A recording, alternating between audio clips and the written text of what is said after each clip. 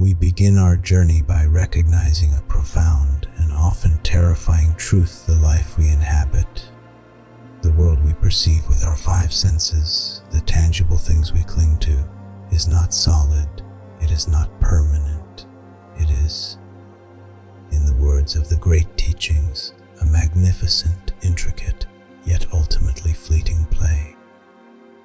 The very moment you feel the searing pain of heartbreak, the instant you feel the crushing weight of failure, the second you feel overwhelmed by a verdict passed upon you by the external world, in that precise moment, you have completely forgotten who you truly are. You have become utterly and entirely lost in the drama. The fundamental truth we must absorb is articulated in the Diamond Sutra. All conditioned phenomena are like a dream, a phantasm, a bubble, and a shadow. This teaching is not meant to make you passive or indifferent. It is a critical, life-saving warning. Our greatest suffering comes from forgetting we are merely temporary actors in a grand, elaborate performance. We become emotionally and spiritually bankrupt because we demand permanence from the ephemeral. Consider the form you currently inhabit. You are dwelling in a form, the form of the successful one, which is destined to fade, or the form of the abandoned lover, which is a costume that must be shed. When we mistake this ephemeral form for our essential, eternal being, the illusion becomes dense and suffocating. The character and the actor merge seamlessly, and when the character is hurt or discarded, the true self feels annihilated. The pain you feel when losing a cherished relationship, when facing a professional defeat, or when bearing a cruel judgment, is not primarily the result of the event itself. It is the mind's violent, desperate, and ultimately futile resistance to the dissolution of the form it so fiercely clung to. You are fighting the universal natural law of change. Every identity, every role, every emotional state is nothing more than a temporary cloud passing across the pure, changeless sky of your true nature. Yet, we frantically chase after the beautiful, sunlit clouds of praise and desperately weep over the storm clouds of criticism, utterly forgetting that the vast, serene sky itself, the true you, remains perfectly untouched. The sky does not diminish because a storm passes through it. The actor does not cease to exist when the curtain falls on a scene. Your first, essential step toward freedom is to realize this deeply. All appearances are illusory. This painful soften by the very core of our spiritual dilemma. Ego, attachment, the stubborn, painful, and often tyrannical clinging to the illusion of a solid, permanent self. You struggle to move on because you are confusing the minor, passing stage directions with the eternal, unmoving stage itself. The loss of wealth, the departure of a friend, or a harsh word from a stranger, these events only wound you with such intensity because your identity, your very sense of I, has been merged completely with the transient role. The Buddha taught the principle of non-self. You cling to the one defined by job titles, by relationship status, by bank accounts, or by past traumas, is utterly empty of independent, permanent reality. It is a constantly shifting composite of causes and conditions.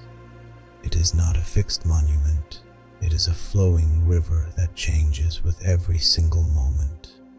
This principle of non-self is extended to all your experience, all relationships, all material successes.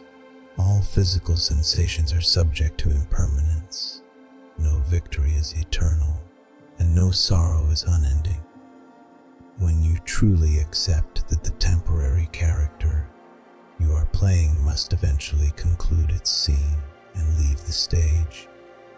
You cease fighting the inevitable exit. The true self, the witness, is not diminished by the character's failures, nor is it inflated by the character's praise. The key to passing this gate is not to stop the emotions, but to simply observe them, to observe the narratives, the judgments, and the desires as they arise and pass, without giving them the power to define the witness who watches them.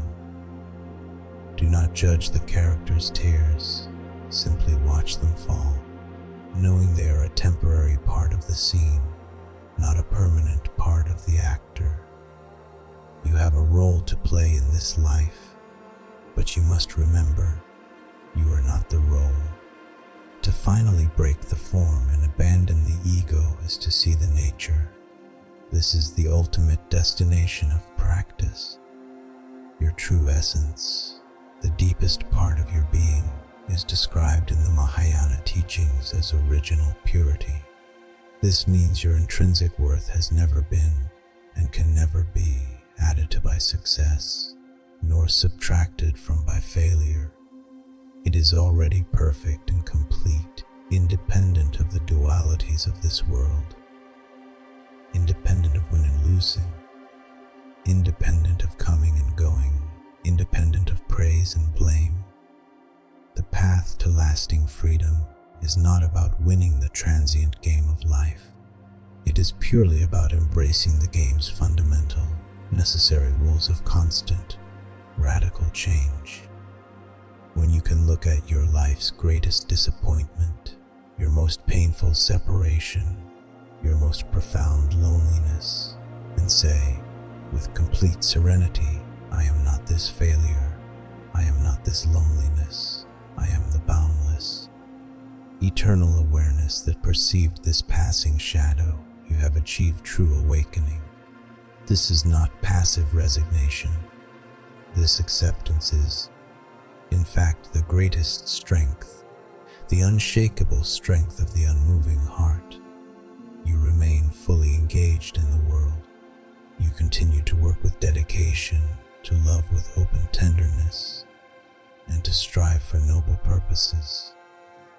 But your core is anchored not in the shifting sands of the world, but in nirvana, not a distant, mythological paradise, but the immediate, serene state of awareness unchained by any form of attachment. May you move forward from this moment, seeing clearly. You are not the form you inhabit, you are not the role you play, and you are not the story that is told about you.